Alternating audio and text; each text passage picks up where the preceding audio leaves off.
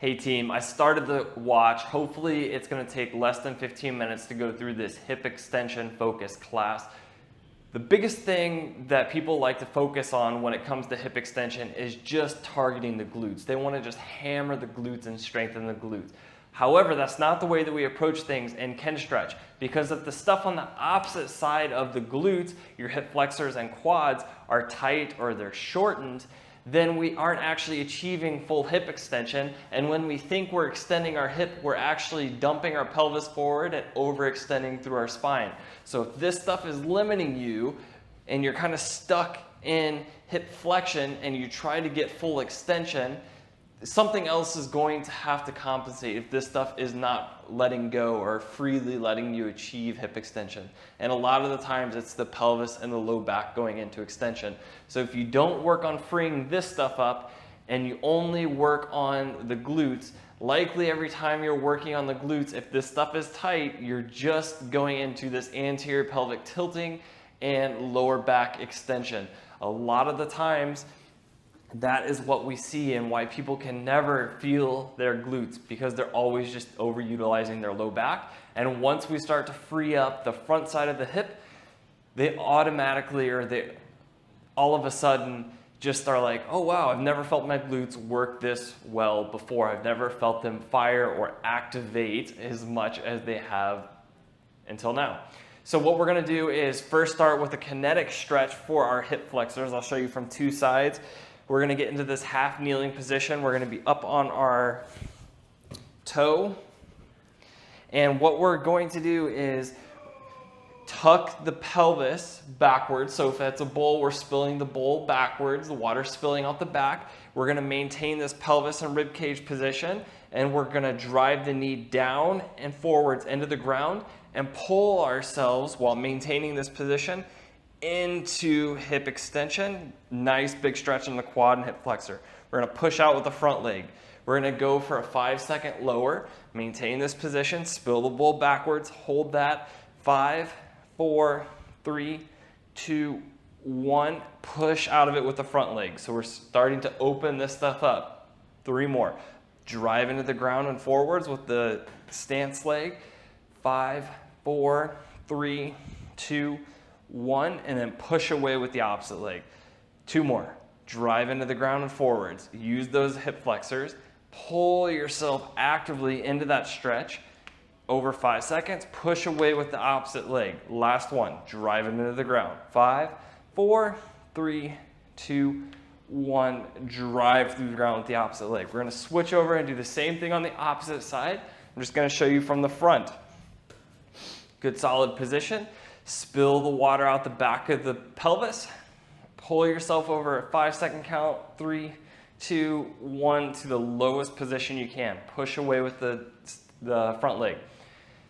Okay, good pelvis position. Drive down and forward with the stance leg. 5, 4, 3, 2, 1. Push away from the ground. There's 2, 3 to go. 5, 4, 3, 2, 1, push away. We're trying to use all 5 seconds to move throughout that entire stretch. 5, 4, 3, 2, 1, push away. Last one, best one. 5-second lower. 4, 3, 2, 1, and then push away from the ground. All right, your favorite stretch now. We're gonna open up the quads and hip flexors even more with the couch stretch, or a quadriceps stretch with a little bit of PAILS and rails. What that looks like is wedging your leg up against the wall. We have another video in the membership site that really breaks this down from a better angle if you want to look into it more. This is going to be kind of level 1 position. Level 2 would be bringing the opposite leg up into this half kneeling lunge position, and then still working yourself up as high as you can, because we're going to hold this stretch for 2 minutes. It's a brutal one, I'm sorry, but we're really opening all that stuff up. After we open all of this stuff up, we'll then train our glutes in this newly gained hip extension range of motion. So my shin is perpendicular to the ground. It's basically flush to the wall. My heel is directly behind my butt, and I've got my butt touching my heel. You would notice if you looked at me from the side that I'm not all the way up, because if I go up any higher, I'm overextending through my lower back, just because this stuff is a little bit tight on me and it is limiting my range of motion. As I relax and breathe over the course of this 2 minutes, you'll notice that my range of motion slowly improves, and I'll be able to get a little bit higher. As you can see, I have yoga blocks to help prop myself up, to help take a little bit of weight off and support myself. Utilize the blocks as you need. If you're only down here, that's fine. If you're only down here, that's fine. If you don't even have your leg up in this half kneeling position, totally fine. Work with where you're at, progress slowly. You have about another 45 seconds.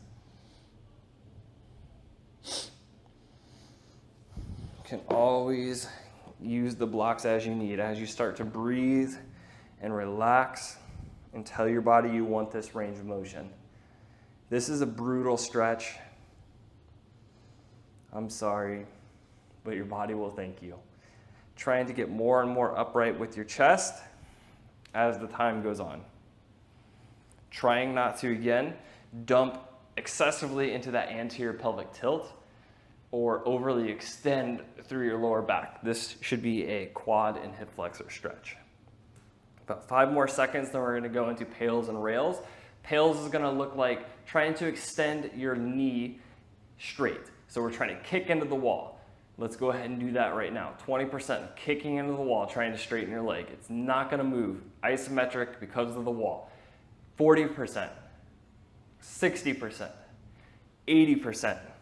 As hard as you can, push, try to break the wall. 10, 9, 8, 7, 6, 5, 4, 3, 2, 1. Relax, rails, pull your foot towards your butt. Hard as you can. 10, 9, 8, 7, 6, 5, 4, 3, 2, 1. And relax. You can slowly go ahead and get out of that position. Put the other leg up on the wall, and we're repeating on the opposite side. As you can see, when I was going through PAILS and rails on the right leg, I did not come out of the stretch position. Again, find that position. This would be level 2. Level 1 would be not even in the lunge position. Use the blocks as you need. We have 2 minutes. Find the intense stretch. Uncomfortableness is part of the game, but we're not pushing through ripping, burning, searing pain, okay? Just stretching.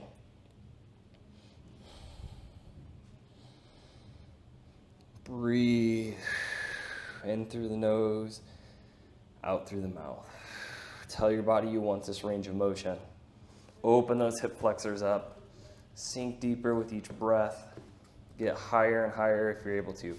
Again, thinking about rotating the pelvis backwards. If anything, we're not excessively dumping the pelvis forward. If it's a bowl, the water's not spilling out the front. We're trying to spill it out the back. We're getting a big stretch in the quad and hip flexor. And we're not trying to overly extend through our back. This, again, is a quad and hip flexor stretch.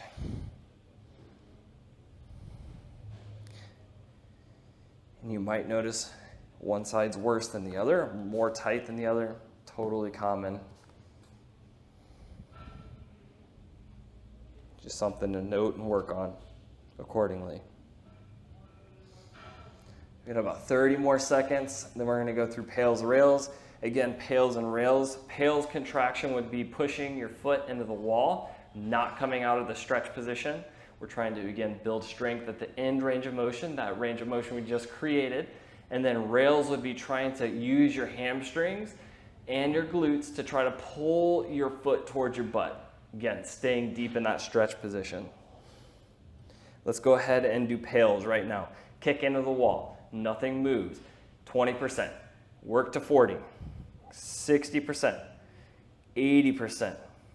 100%. 10, 9, 8, 7, 6, 5, 4, 3, 2, 1. Rails. Pull to your butt. 10, 9, 8, 7, 6, 5, 4, 3, 2, 1. Slowly go ahead and get out of that. Oh, that was an intense stretch. Now, we opened up the front side of the hip. Let's train the glutes in that new range of motion. We kind of did a little bit in PAILS rails on the wall. Let's do it a little bit more. The best way to do this is in a lumbar locked position, which is on our hands and knees. This is going to be the easiest position, working on the glutes. Easiest because our low back is not locked out and our low back can use a little bit of extension and a little bit of momentum to use the glute to extend the hip. A little bit harder would be right here on our forearms.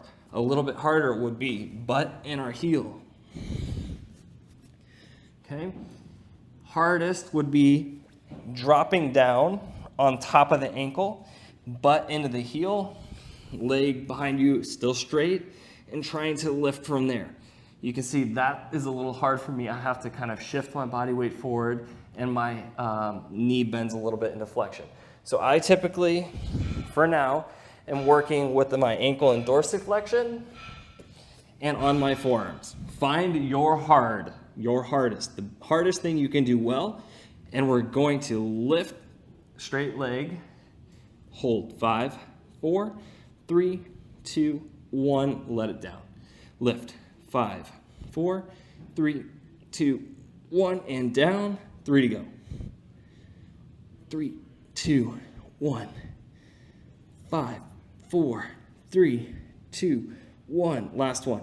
Lift, 5, 4, 3, 2, 1, opposite leg. You might have a different side to side, totally fine. Find your hard. I know that this is where I need to be.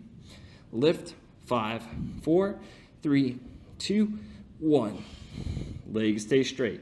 Hold, 5, 4, 3, 2, 1. Lift, 5, 4, 3, 2, 1. Last two. Lift, 5, 4, 3, 2, 1. Last one. Lift, 5, 4, 3, 2, and 1. And there you guys have it. If that is not enough glute work for you, you can always do some other glute-focused exercises. But highly, highly recommend if you have tight hip flexors and quads to open that stuff up before you try to train hip extension.